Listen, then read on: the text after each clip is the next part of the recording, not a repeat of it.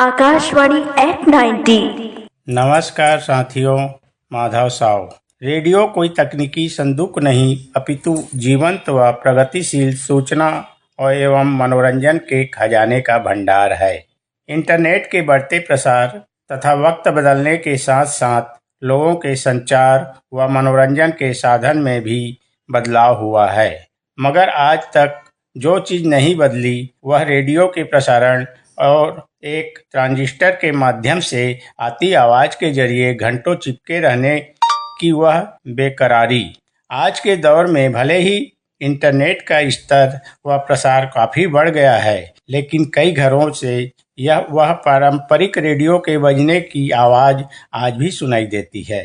भारत जैसे लोकतांत्रिक देश में रेडियो ऐसा माध्यम है जो जन माध्यम का बृहद रूप ग्रहण किए हुए है और यह अपनी व्यापक पहुंच के कारण ही लोकतंत्र की अवधारणा को साकार करता है।